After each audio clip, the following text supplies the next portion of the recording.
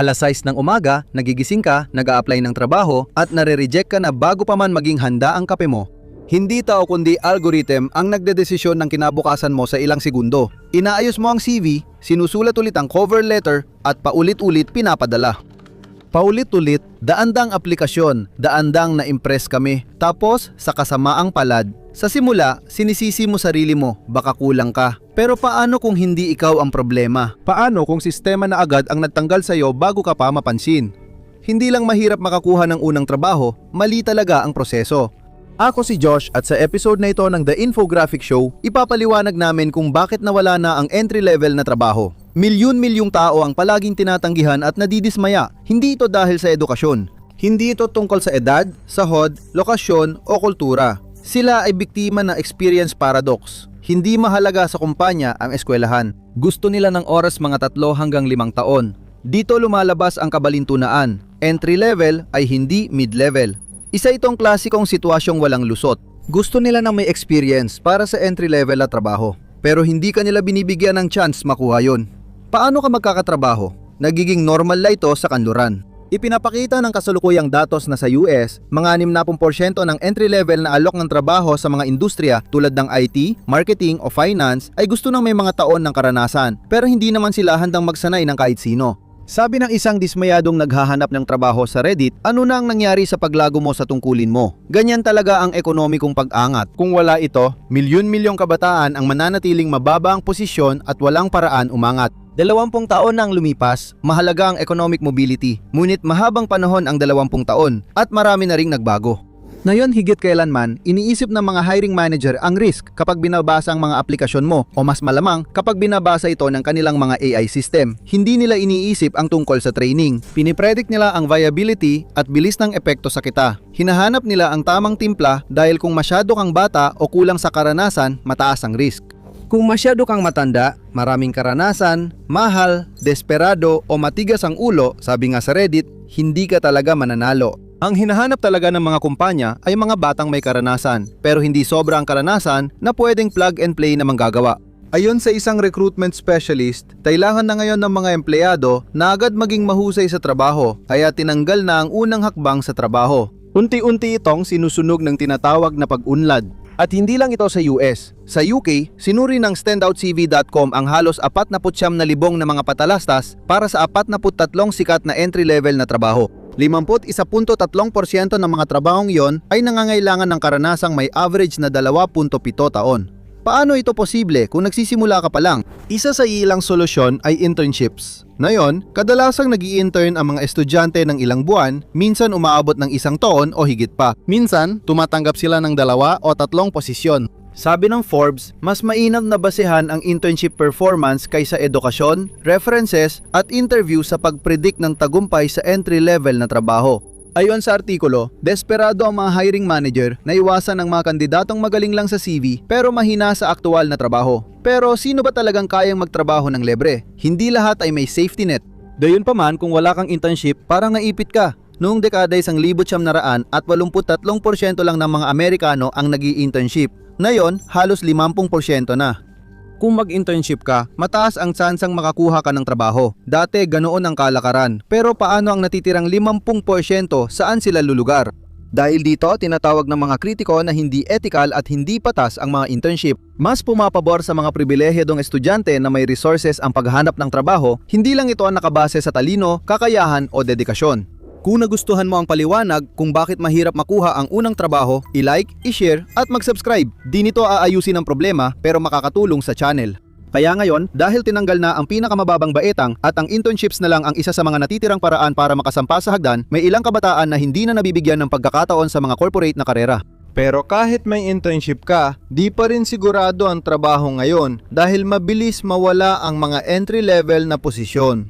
Para sa mga nagtapos sa US, edad 22-27, 5.7% ang unemployment rate, mas mataas kaysa 4.4% na pangkalahatang rate. 40% ng mga nagtapos na may trabaho ay nasa mga posisyong hindi kailangan ng university degree. Sa ngayon, ang maghangad ng white-collar na trabaho ay hindi magandang ideya at lalo pa itong lalala.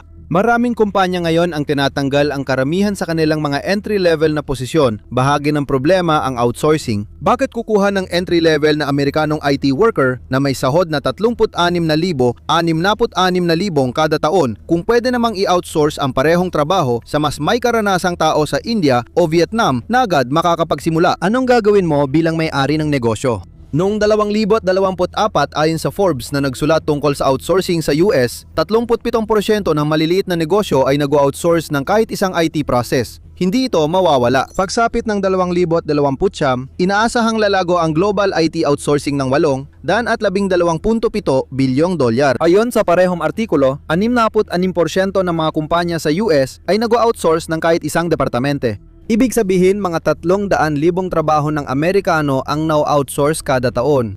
Kung ang dayuhang manggagawa ay marunong mag-Ingles at may napakapayak na kaalaman sa software, pwede na silang magsimula. Sanay, may karanasan, masipag, di magastos, tumutulong sa 24 oras na produktibidad, isa itong perpektong ugnayang kapakipakinabang sa magkabilang panig. Kinukuha sila sa pamamagitan ng third party. Kadalasan, hindi sila sakop ng batas sa paggawa ng US at sumusunod sa lokal na patakaran ng vendor. Para sa mga kabataang Amerikano na gustong magtrabaho, mas lumalaki ang kompetisyon dahil sa outsourcing. Globalisasyon ay pabor sa may-ari at mamumuhunan pero hindi lagi sa karaniwang manggagawa. Oo, maaring ibig sabihin nito na bilang isang mamimili ay makakatanggap ka ng mga produkto at serbisyo sa mas mababang presyo. Pero para sa marami, hindi yon magandang kapalit. Para sa maliliit na negosyo, maaring ang outsourcing ay mahalaga sa kanilang pagkaligtas. Kung kailangan mo ng website, logo, video editing o digital marketing, makakatulong ang global pool ng mga freelancer. Makakatulong ang outsourcing sa mga kumpanya na makapagsimula at mas lumago kaysa sa tuluyang hindi makapagsimula dahil maaari kang lumago at makapag-hire ng mas maraming tao. Pero kailangan ba talagang mag-outsourcing ng sobra ng mga malalaking tech na kumpanya? Ang malalaking tech company kamakailan ay nag-utos ng RTO na hindi kinatuwa ng mga Amerikanong empleyado. 46% ng corporate employees na nakatanggap ng utos ay nagsabing magre-resign sila. Pero lumabas sa mga survey na 53% na kumpanya ay palihim na umaasang maraming empleyado nila ang magre-resign. Ang tawag dito ay quiet firing. Bakit? Hindi na nila kailangan ang mga yon pero ayaw lang nilang mag-abala sa pagpapaalis. Sabi ng Gallup noong 2023, hindi bababa sa 50% ng US workers ay nagki-quiet quitting. Ginagawa lang ang pinaka-minimum na trabaho dahil alam nilang pwede silang mawala sa trabaho. Ayon kay Gallup, 70% ng empleyado sa UK ay hindi engaged at papunta sa quiet quitting. Ngayon, marami sa trabahong yon ay nawala na. Gusto nilang magbito noon habang may oportunidad pero tapos na yon. Ngayon, mga kumpanya na ang may kapangyarihan. Maari nilang ipa-outsource ang trabaho mo o kumuha ng taong kayang magtrabaho ng 24 na oras walang bakasyon at bihirang magkamali. Artificial intelligence na ngayon ang paborito sa opisina at pangunahing dahilan ng pagkawala ng maraming entry-level na trabaho, hindi outsourcing. Noong 2024, tinanong ang 804 hiring manager sa mga corporate na kumpanya tungkol sa AI.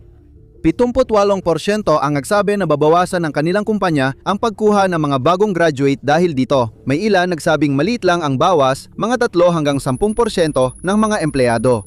Ang ilan ay nakakita ng malaking pagbabawas at higit 1/10 ang nagsabing maaaring umabot sa 15 hanggang 30% ang bawas. May nagsabi na aabot sa 30 hanggang 60%. Ano na ang itsura ng opisina? May ilang manager din na nagsabing mawawala ang 70% ng empleyado nila.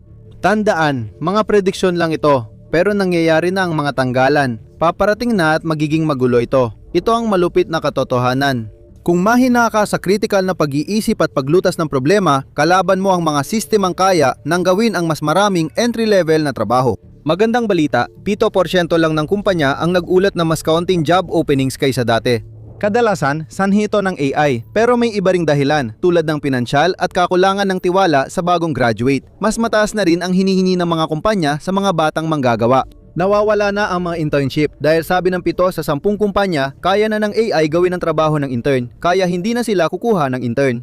Pero gaya ng alam mo, dati ay isang internship sa mga paraan para umangat sa ranggo sa kumpanya. Ayon sa World Economic Forum noong Marso 2026 sa nakaraang 18 buwan, bumaba ng napakalaking 35% ang mga entry-level na trabaho sa US at karamihan dito ay dahil sa AI. Mura, maasahan at masunuring AI. At kung tama si Anthropic CEO Dario Amade, 50% ng entry-level white-collar jobs ay mawawala sa susunod na ilang taon. Nagbabala siya na magdudulot ito ng pagkakaalis ng mga manggagawa sa labor market at konsentrasyon ng kapangyarihang pang-ekonomiya. Sa tingin niya, dapat ilipat ng mga kumpanya ang mga empleyado sa ibang posisyon upang maiwasan ang tanggalan. Ang dating maginhawang relasyon ng tao at AI sa trabaho, ngayon ay tila mga tao na ang pinapaligpit ng gamit nila sa mesa. Noong 2025, nag-survey ang British Standards Institution sa 800 at 50 boss ng kumpanya sa Australia, China, France, Germany, Japan, UK at US.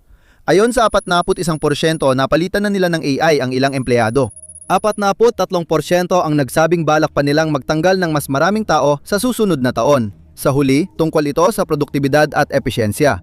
Parang hindi iniisip ng mga kumpanyang nagtatanggal ng tao ang matagalang epekto ng malawakang tanggalan. Tingnan mo ang Amazon, isa sa pinakamalalaking employer sa mundo na may 350,000 kawani sa korporasyon at kabuuang 1.5 milyong empleyado sa buong mundo. Iniulat ng The New York Times na may 1.2 milyong empleyado ang Amazon sa US, ngunit balak nitong palitan ang marami sa mga trabahong ito. Iniulat ng The New York Times noong 2025 na nakuha nito ang mga panloob na dokumentong nagsasabing balak ng kumpanya na magtanggal o huwag ng mag-hire para sa halos 600,000 posisyon sa 2033 dahil sa AI. 75% ng operasyon ng Amazon ay i-automate. Nagsimula ito sa opisina at noong nakaraang taon, tinanggal ng kumpanya ang 30,000 kawani sa opisina. Kasunod ito ng 27,000 corporate staff na tinanggal noong 2023. Sa 2027 dahil sa automation ng Amazon, 160,000 empleyado sa iba't ibang posisyon ay hindi nakukunin. Tinatayang makakatipid sila ng $12.6 bilyong. Pero iyan ay 10,000 o kalaunan, daan-daang libong trabaho ang mawawala dahil sa pag-usad ng teknolohiya. Huwag nating kalimutan si Mark Zuckerberg, ang taong gusto lang namang pagdugtungin ang mga tao sa kanilang mga mahal sa buhay. Noong 2025, tinanggal niya ang 5% ng kanyang empleyado. Noong Abril 2026, nagtanggal siya ng daan-daang empleyado habang sinisikap ng kumpanya niyang bawiin ang pagkalugi matapos magkamali sa pag-aakalang gugustuhin ng mga tao na gugulin ng lahat ng oras nila sa metaverse. Isa itong malaking sugal na tinatayang nagkakahalaga ng $80 bilyong para sa Meta simula noong 2021. Ngayon, nakatutok ang kumpanya sa pamumuhunan sa AI at pagtanggal ng empleyado. Ayon sa Reuters, posibleng tanggalin ni Zuck ang 20% ng mga manggagawa ng Meta. Naglaan din siya ng $135 bilyong para sa AI na nakatutok sa super intelligence na maaring magtanggal ng mas maraming entry-level na trabaho. Malapit na ang job apocalypse. Gusto mo man o hindi, alam na ito ni Jack Dorsey. Kakabigay lang niya ng balita sa shareholders na magtatanggal siya ng 4,000 sa 10,000 empleyado. Sinabi niyang gagawin din ito ng iba sa tech at nais niyang mauna sa trend. Tama siya. Sa matinding kompetisyon, kapag nahuli ka, malulugi ka. Sumali na rin sa AI trend ang tinatawag na Big Four consultancy firms, Deloitte, EY, PricewaterhouseCoopers at KPMG. Sa kabuuan, 44% mas kaunti ang trabahong inialok nila para sa graduates ng 2025 kaysa 2023. Plano ng PwC na bawasan ng halos 1/4 ang entry-level hires sa US pagsapit ng 2028. Ang kumpanya ay nagtanggal ng 5,600 trabaho noong 2024 at mas marami pang tanggalan ang susunod. Napakabilis ng lahat ng ito. Noong sinaunang panahon ng 2021, inanunsyo ng PwC na sa susunod na 5 taon, plano nilang kumuha ng 100,000 bagong manggagawa. Halos kabaliktaran ang nangyari. Ipinapakita lang nito kung gaano kalaki ang nagbago sa napakaikling panahon. Dahil sa outsourcing at AI, halos nawawala na ang mga entry-level na trabaho. Kailangang magpakitang gilas ang mga matatanggap sa trabaho habang sinasabing hindi pa handa ang mga kabataan sa corporate world. Pero alin sa mga trabaho ang unang mawawala? Ayon sa bagong pagtataya, 80% ng trabaho sa call center para sa mga karaniwang tanong sa customer service ay ma-automate gamit ang chatbot pagdating ng 2029. Mawawala na rin sa Asia ang mga trabahong lumipat mula kanluran sa nakaraang 20 taon. Kung meron man, kakaunti na lang ang mga ito dahil mag-a-adapt na ang mga call center ng hybrid na modelo kung saan papasok lang ang tao kapag kinakailangan. Sino pa ang susunod sa AI guillotine? Mawawala na ang clerical at admin na trabaho dahil AI at Robotic Process Automation o RPA na ang namamahala sa invoice, payroll at pangunahing bookkeeping. Magbibigay pa rin ng oversight ang mga tao pero maaaring magtrabaho sila bilang AI verification specialists. Pero malabong mangyari o halos imposibleng kasing dami ng dati ang mga tagapagbantay kumpara sa dating bilang ng mga empleyado. Ayon sa ilang eksperto, magbabago lang ang trabaho. Halimbawa, mas gagaling ang mga paralegal sa tulong ng robot assistant. Ito ang augmentation argument na nagsasabing hindi tayo mapapalitan kundi magkakaroon ng superpowers. Ang problema sa argumentong ito ay nakabatay lang sa puro hula. Ayon sa isang miyembro ng Economic Advisory Council ng Anthropic sa The Atlantic, kahit leader ng teknolohiya, hindi rin alam ang mangyayari. Parang bahala na lang sila. Ayon sa artikulo, ang parehong CEO noong 2025 ay bukas na tinatalakay ang epekto ng AI sa trabaho. Ngayon, bigla silang naging kahina-hinalang tahimik. Sinasabi ng mga realistang ang mga kumpanya ay ginagawa lang kung ano ang makakabuti sa kanilang kita at sa kanilang mga shareholder. Ang mangyayari sa mga tao ay parang huling konsiderasyon na lang. Maaring may mga politikong nagpanukala ng pulisya para bawasan ng pinsala pero wala pang balita kung ano ang magiging anyo ng mga ito. Alam natin na entry-level na trabaho ang unang nawawala. Kaya na ng computer ang engineering, basic coding, data entry, scheduling, basic architecture, SEO type marketing at simpleng pagsusulat ng blog. Routine, nakabatay sa mga tuntunin, digital, mababang panganib. Dapat mong isipin na wala na ang mga trabahong yon. Para mabuhay, kailangan mo hindi lang ng kahangahangang kakayahan sa pag-iisip at pagiging orihinal, kundi pati na rin ng kaalaman sa AI. Hindi uubra ang isa kung wala ang kabila sa bago at mapanghamong realidad na ito. Pero hindi pa rin nito binabago ang katotohanan na hindi ka pa rin makapasok sa pinakamababang antas. Mas mahirap na yon dahil ang Gen Z ay kailangan makipagsabayan sa mga millennials na bagong nawalan ng trabaho at nag-a-apply din sa entry-level na posisyon. Numawak ang e-commerce, sumigla ang streaming at umunlad ang remote work tools noong pandemya. Sa madaling salita, sumabog ang digital na mundo habang nag-adjust tayo sa bagong normal. Panahon ito ng Great Reset gamit ang inobasyon ng ika-4 na industrial na revolusyon. Pero hindi dumating ang inaasahang hinaharap. Habang pumalpak ang metaverse, bumagal ang paglago at tumaas ang mga interest rate. Bigla na lang nagsimula ang malalaking kumpanya na malawakang tanggalan. Ang paglago ay napalitan ng pagtitipid, paghahabol sa episyensya, mga paghingi ng paumanhin at mga palusot kaya naisantabi ang mga millennial. Lumitaw ang Gen Z sa gitna ng krisis sa korporasyon at sinabihan ng mga millennial na hindi na sila kailangan.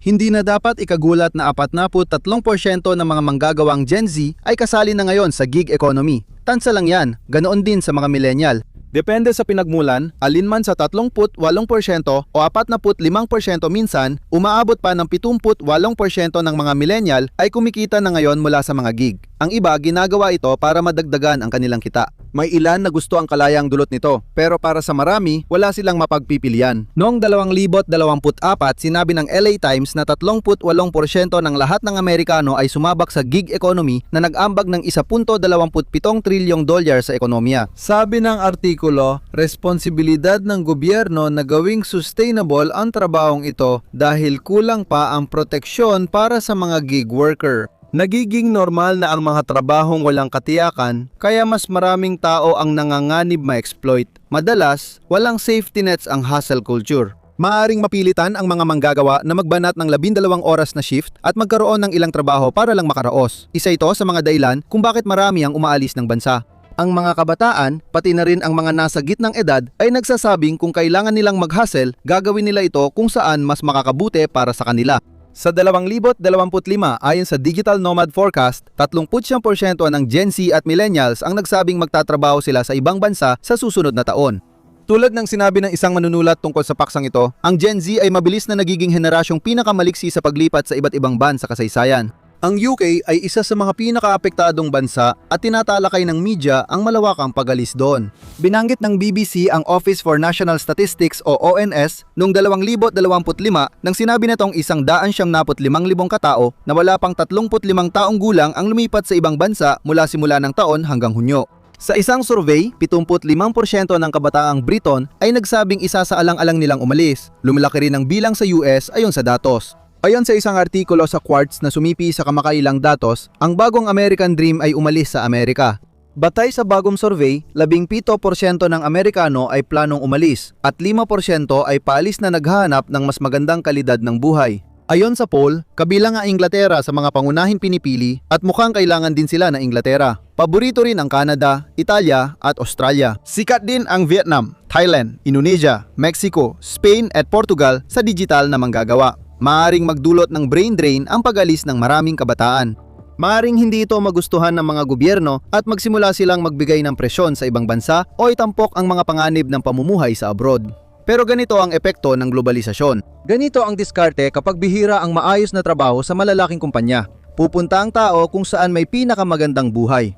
Gaya ng kasabihan, mas luntian ang damo sa kabila. Hindi para sa lahat ang mabuhay ng walang kasiguraduhan at seguridad. Gayunpaman, patuloy na nababawasan ng mga kabataan ang mga bansa sa kanluran, lalo na ang US at UK, at inaasahang lalala pa ito. Ayon sa isang ulat noong 2023, may humigit kumulang 35 milyong digital nomads at tinatayang 18.1 milyon dito ay mula sa US. Pagsapit ng 2030, tinatayang 60 milyon na ito. Kung masusunod ang mga korporasyon, mag-eempleyo sila ng pinakakaunti hanggat maaari. Ang endgame ay $1 bilyong na kumpanya na may board, executives at malaking server farm ng AI agents. Mataas ang produktibidad, mababa ang gastos. Yan ang hinaharap. Hindi ka nila kailangan o gusto. Kung hindi na kailangan ng kumpanya ang tao, saan napunta ang trabaho? Tatalakay natin kung bakit naubusan ng trabaho ang US o i-click mo ang video na ito.